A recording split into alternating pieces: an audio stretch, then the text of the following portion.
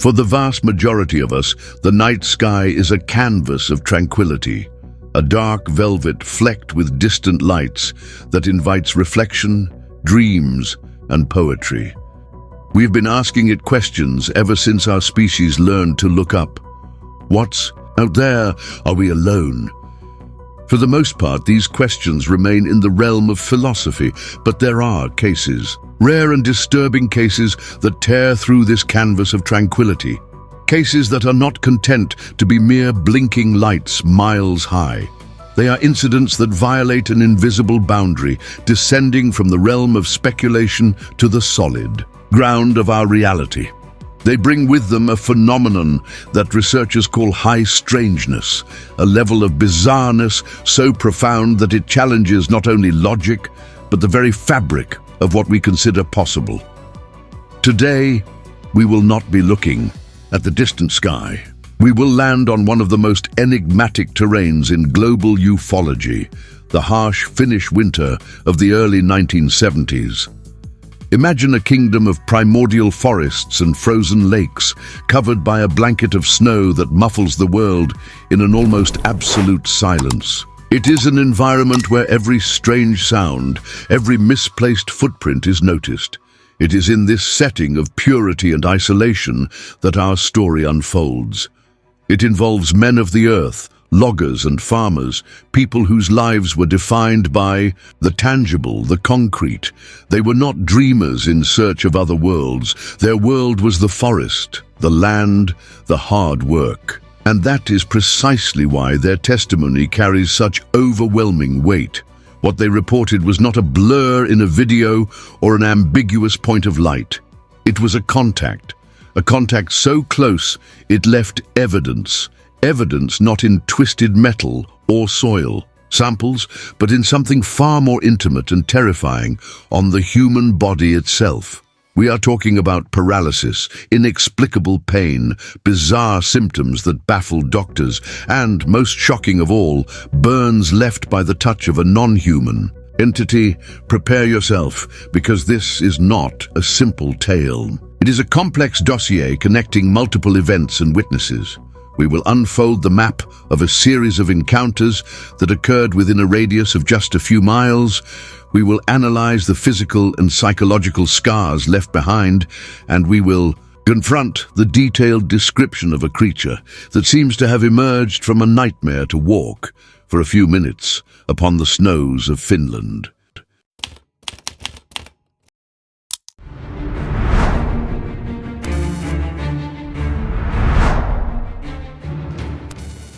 January 1970. The village of Imjärvi, Finland, is a remote dot on the map, a place where everyone knows each other and life follows the slow rhythm of the seasons. It is home to Arno Heinonen, a 36-year-old logger, and Esko Viljo, a 38-year-old farmer. They aren't just neighbors, they are friends and sports partners, cross-country skiers who take their training seriously, always looking to improve their skills for national competitions. On the afternoon of the 7th, a Wednesday, the sky is clear, but the cold is cutting, 1 degree Fahrenheit. After a day of work, the two men indulge their passion. They ski through an area of isolated hills, a private sanctuary where the only company is the sound of their skis gliding over the snow. Around 4:45 p.m., with the sun dipping below the horizon and painting the sky in tones of fire and ice, they take a break. In a silent clearing, they catch their breath, the vapor from their lungs crystallizing in the air. Night begins to fall, and with it, an even deeper silence. But that silence was about to be broken. First, a subtle, almost imperceptible hum. Then a light that did not belong in that twilight sky. Moving with impossible speed, it tore through the darkness, approaching and growing in intensity. The hum escalated from a murmur to a high-pitched, piercing sound. The object, now hovering over them a mere 10 to 13 feet from the ground, silenced any conventional explanation. It was a metallic-looking disc with a dome on top and 3 spheres at its base, like alien landing gear. From its center, a tube projected and fired a blinding beam of light onto the snow, burning a perfect charcoal black circle on the white surface. Arno and Esko were paralyzed not by fear, but by an overwhelming astonishment. And then the air grew thick. A reddish-grey fog descended from the object, dense and surreal, and in the center of the light beam, a figure materialized. It was a creature barely 3 feet tall. Its arms and legs were as thin as twigs, its face as pale as wax. The nose was its most shocking feature, a curved protuberance like a hook. Its ears were small, set close to a head covered by a conical metallic helmet.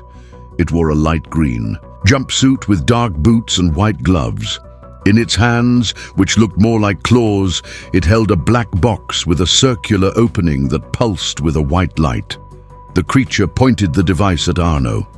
At that same instant, the fog grew denser, and the air around the logger filled with sparks. They were like small cones of light, red, green, and violet, that floated in slow, hypnotic curves.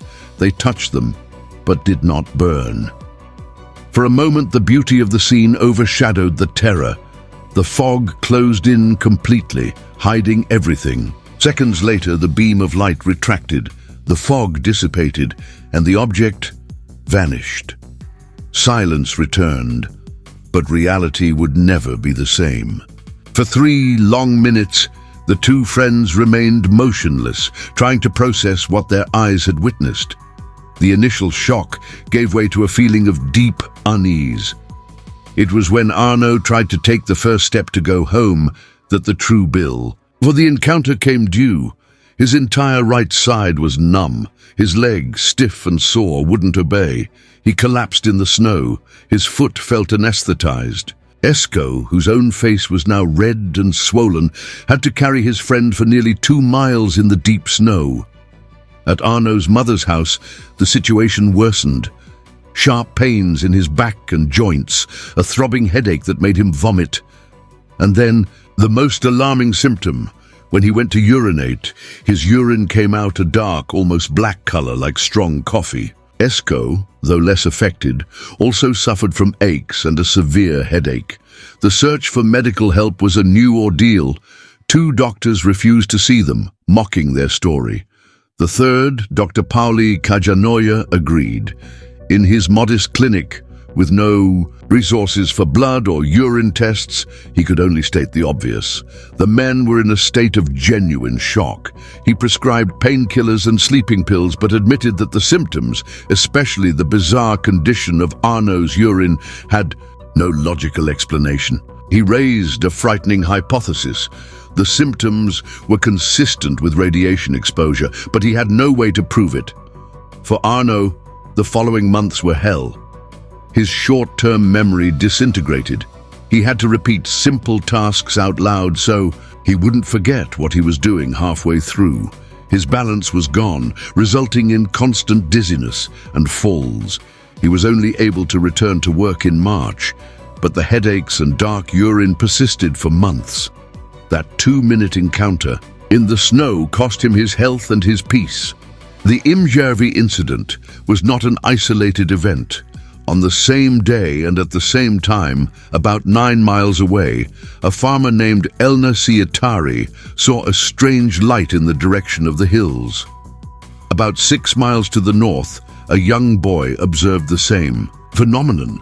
Their story had indirect witnesses, and the contacts didn't stop. A year later, in February 1971, some 280 miles away, 2 women, Sinikka and her friend, were chased on the road by a light that forced them to stop. When they looked out, they saw the same description, a 3-foot-tall creature with a helmet and a greenish-brown suit, which ran into the forest and disappeared. The final piece of this frozen puzzle would fall into place 3 days later, in the forest near Kinnula. 2 loggers, Petter and Esko Hiri, were ending their workday. When the noise of Petter's chainsaw stopped, the silence revealed something hovering above the trees. A metallic object, like 2 saucers joined together, about 16 feet in diameter.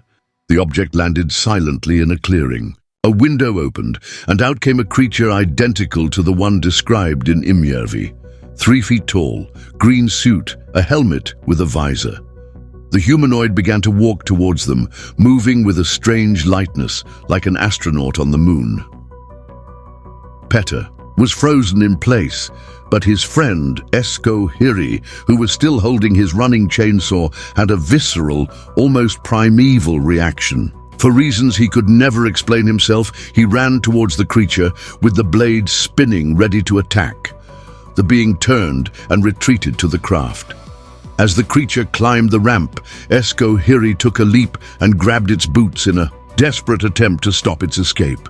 The instant he touched it, an excruciating pain, as if he had grabbed a red-hot iron, shot up his arm. He let go of the being immediately. His hands burned. The creature went inside, the ship took off with a hum, and disappeared in seconds.